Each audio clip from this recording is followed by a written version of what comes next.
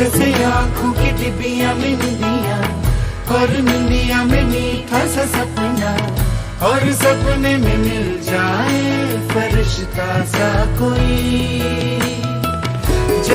जैसे आँखों की डिबिया में निंदिया और निंदिया में मीठा सा सपना और सपने में मिल जाए फरिश्ता सा कोई। जैसे आँखों की डिबिया में निंदिया और निंदिया में मीठा सा सपना और सपने में मिल जाए फरिश्ता सा। ये मेरी पेशेंट पूजा जगन्नाथ सगर है। ये एक मंठा बसव कल्याण के नज़दीक एक गांव है, खेड़ा गांव है, वहाँ से आई है। लगभग शादी को 10 साल हो गए थे।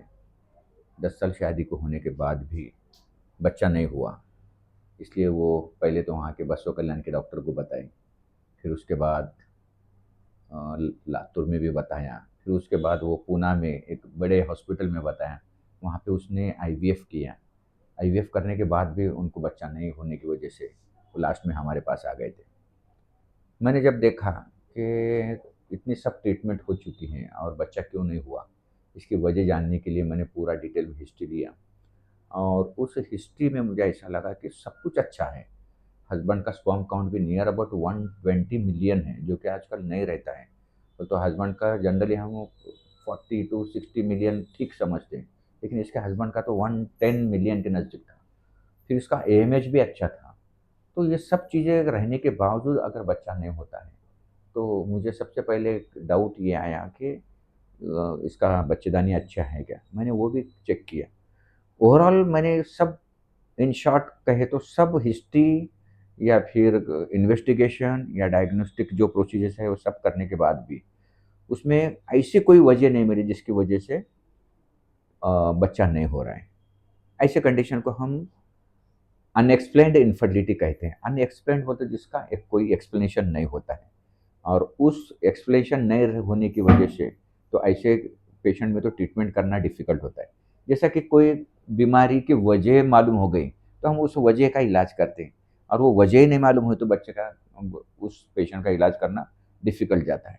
ऐसे वक्त हम इक्सी करते हैं, और इक्सी करते वक्त कुछ स्टैंडर्ड प्रिकॉशन लेते हैं, जैसा कि स्टिमुलेशन स्टैंडर्ड ड्रग से हो, स्टिमुलेशन एक ऑप्टिमल हो, फिर उसकी जो भी प्रोसीजर है, इक्सी है या फिर एम्ब्रियो ट्रांसफ़र है, वो एकदम आइडियल कंडीशन में करने की कोशिश करते हैं। और अल्हम्दुलिल्लाह हमने आइडियल कंडीशन में किया और हमारे पास फर्स्ट अटेम्प्ट में ही वो ट्विन प्रेगनेंसी रह गई। ट्विन प्रेगनेंसी रहने के बाद अल्हम्दुलिल्लाह बट नेचुरल है, घर के लोग भी खुश हो गए, हम भी खुश हो गए, और उसके बाद प्रेगनेंसी कंटिन्यू होती गई। सिर्फ बीच में प्रॉब्लम ये आ गया कि उसका प्लेटलेट कम होनी शुरू हो गए। तो हमारा कहना ये था कि प्लेटलेट कम हो गए तो उसका इन्वेस्टिगेट किए, उसमें भी कुछ रीज़न नहीं मिला। तो फिजिशियन का हमने रेफ़रेंस किए, और उस फिजिशियन के रेफ़रेंस करने के बाद भी फिजिशियन का भी ये कहना था कि it may be some viral. तो हम उसे जल्दी सीज़र करने का सोच रहे थे, लेकिन हमने फिर से थोड़ा-सा प्रिकॉशन लेते हुए बेबी की मैच्योरिटी होने तक इंतज़ार किया, और अल्हम्दुलिल्लाह उसके बाद जैसा कि फ़ीटल मैच्योरिटी होने के बाद, फुल टर्म होने के बाद हमने सीज़र किया, और अल्हम्दुलिल्लाह एक लड़का एक लड़की हो गई।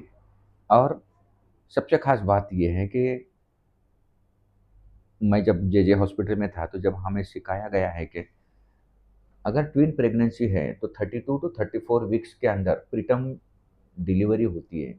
प्रीटर्म डिलीवरी या प्रीटर्म सीज़र। अब इस पेशेंट में तो पहला बेबी ब्रीच से था, ऐसे में तो सीज़र करना ही ज़रूरी था। तो हम प्रीटर्म नहीं होने के लिए इस पेशेंट को हमने हमारे हॉस्टल में एडमिट किए थे।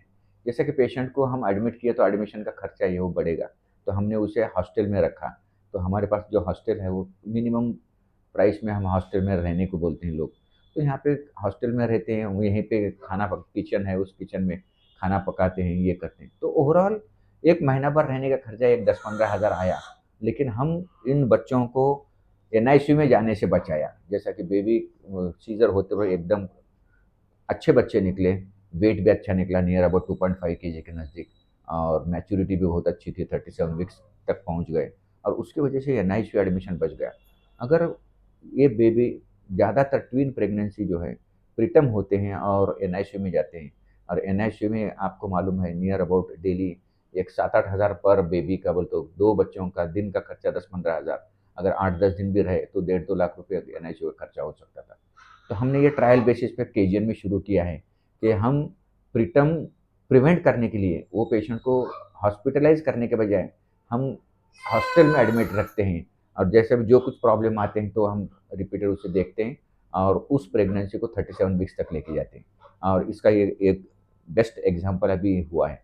अभी तक हमारे 2 पेशेंट हमने ऐसा किया है, जहाँ पे पेशेंट खुद होके विलिंग होता है कि हम रहने को तैयार हैं, तो वैसे वक़्त हम ये ट्रायल देते हैं, और इससे ये भी हो गया, अभी इवन पेशेंट को भी समझ में आ गया कि बाकी पेशेंट को जो है एनआईसीयू में लाख 1.5 लाख रुपए खर्चा आने वाला था, वो खर्चा नहीं आया। हॉस्टल में रहना, खाना-पीना एक 10-15 हज़ार खर्चा हो गया। तो कहने का मतलब ये है कि सिर्फ़ प्रेगनेंसी रखना ज़रूरी, प्रेगनेंसी रहना तो ज़रूरी है, लेकिन उसके बाद उसका एएनसी केयर अच्छा होना चाहिए और वो फुल टर्म तक जाए, इसकी हम केयर करते हैं, और अल्हम्दुलिल्लाह इसकी वजह से कि हमारे पास का टेक होम बेबी रेट भी अच्छा है।